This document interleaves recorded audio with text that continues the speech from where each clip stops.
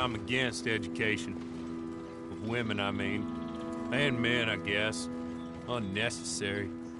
Doesn't add much to the world. Education.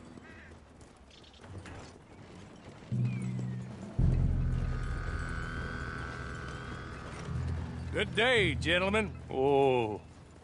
Don't do anything stupid. Nobody gets shot. Act like fools, and the pair of you will be dead within a minute. Now, what are your names? Jenkins and Milliken. Well, Mr. Jenkins and Mr. Milliken, throw your guns to the ground and get on down here. That's it. Very glad to meet you. It's not worth being rash. You boys get paid a salary. You get that salary whether these people escape or not. Your wives presumably want you alive. Let them out. Now, please. Okay. Okay. You all run away. Aside from you. Try to stay out of trouble. This is a stroke of good fortune for all of you. Use it.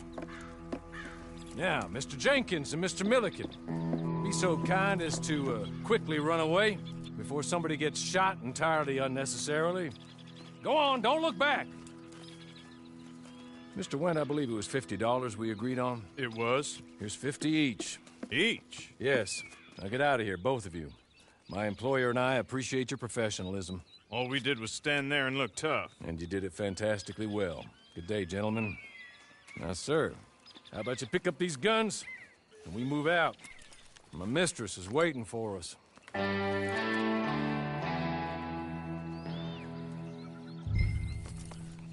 Come along. And you better get on this horse.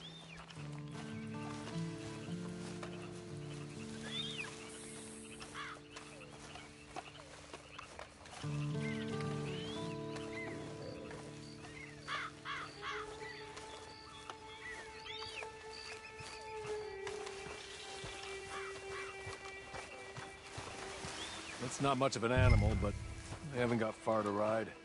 Just get on the horse when you're good and ready, okay?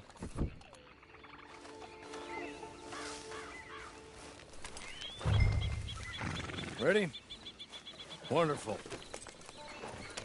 I hope you'll forgive the secrecy. My employer particularly values discretion. My name is Mr. Horley, by the way.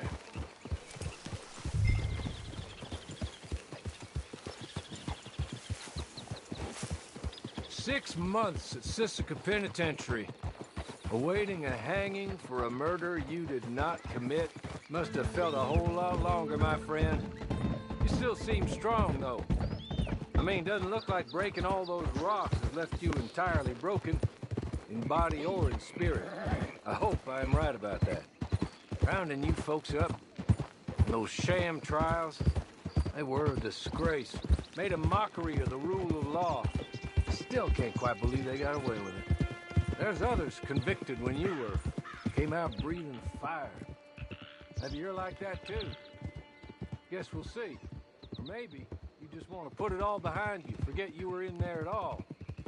That would be fine, of course, but you will listen to my mistress first. She spent a good sum getting you folks out. You owe her an audience, at least.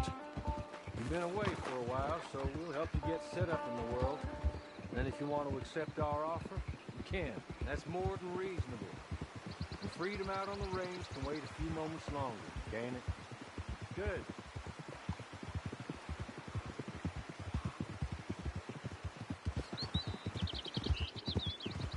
As soon as we're done, you can find your old posse. Or try and start a new one. You'll have money in your pocket to go to the store with. And there'll be chances to make more, if that's what you're after. And chances to raise hell, too, if you feel you're in the need of them. Okay. We haven't got far to go now.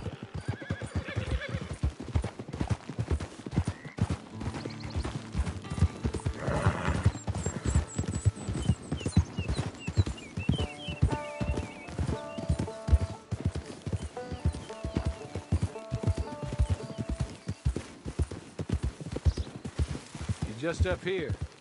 There's the camp. Hit your horse.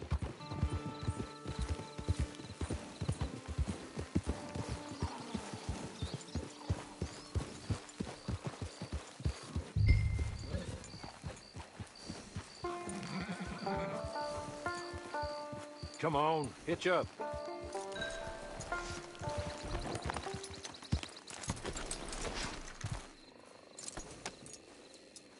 This way. She's anxious to meet you.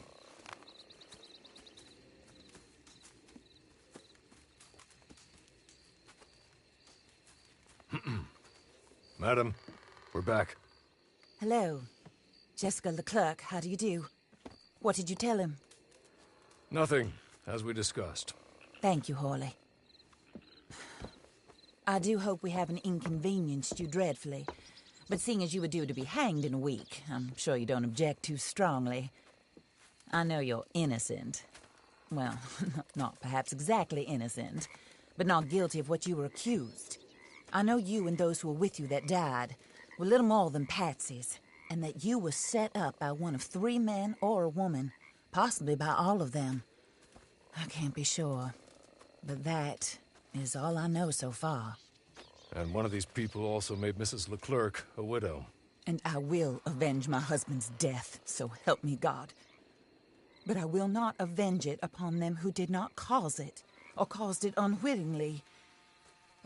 Anyway, I'm sure this is all a touch confusing and melodramatic. Where are my manners? Hawley, please show our guests to their tent and give them some fresh clothes to put on. Very good, madam. Then serve us both a little refreshment. Certainly, madam. This way. You'll find a change of clothes in there, alongside a few other items you might need, a lasso, a knife, and a lantern, I believe.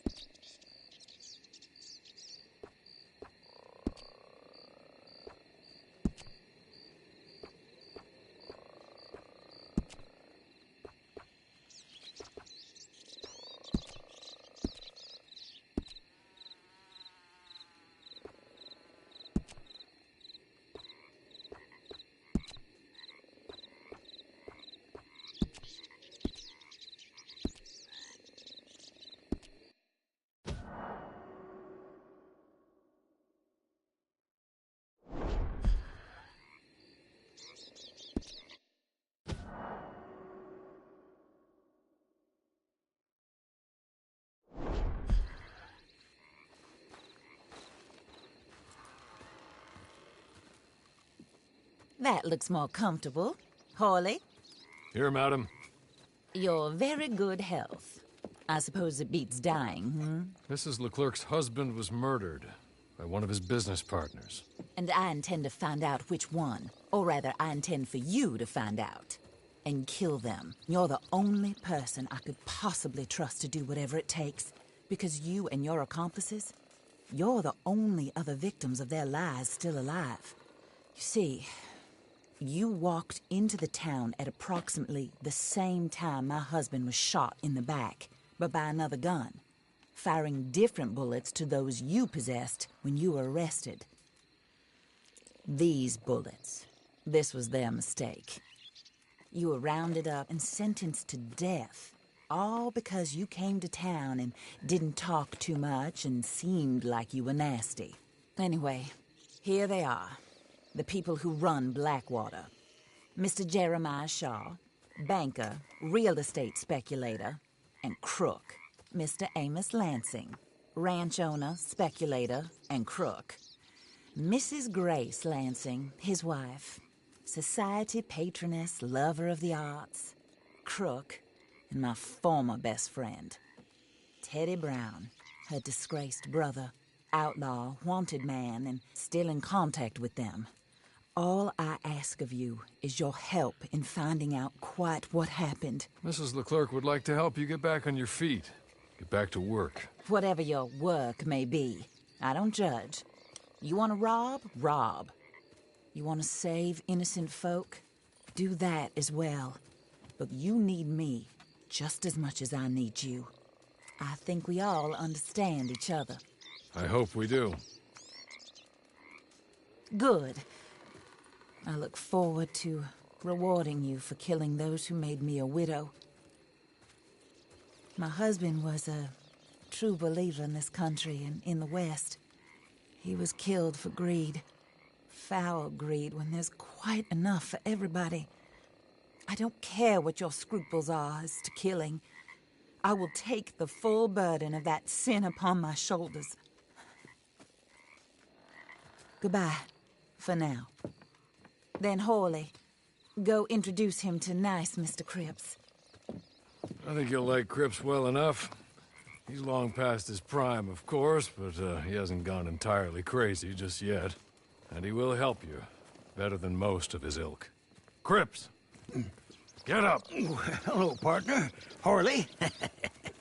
This is your new boss. Oh, pleased to meet you, partner. J.B. Cripps at your service. We'll pay to get your camp established. Mrs. Leclerc is a generous benefactor. And, where are we headed?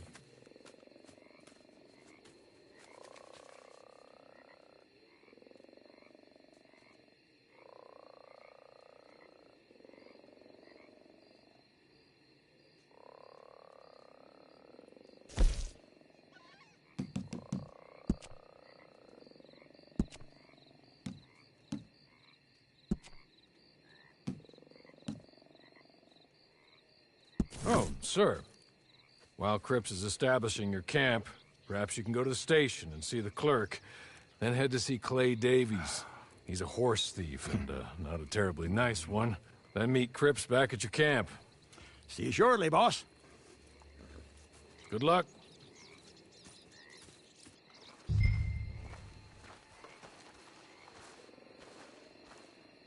I'm sure you're tired.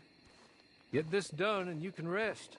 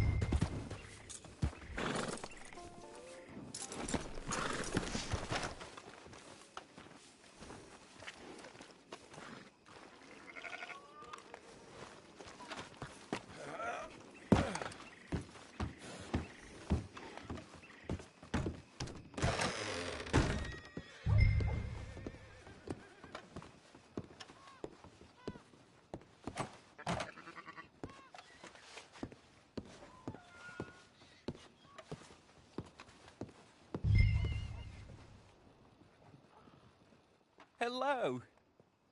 You must be Harley's friend. He's one of us. He said you also were a discouraged man. I'm very discouraged. Disappointed Alden, that's me. Anyway, it's a pleasure to make your acquaintance. I find your reticence charming. Real charming. By the way, I heard you might want to earn a little money. Well, some gentlemen have been robbing our stages, and they are not part of the club, if you catch my meaning. If you can make them go away, I'm sure they will have something of interest to you. They're up in Cumberland Forest. See what you can do, okay? Here, by the way, a catalog. The latest issue. Just came into this armpit from a land more civilized. And if all works out, well, my colleagues and I move around these stations as needed. And all of us are very discouraged. We will all help a fellow sufferer with pertinent information. Good afternoon, sir.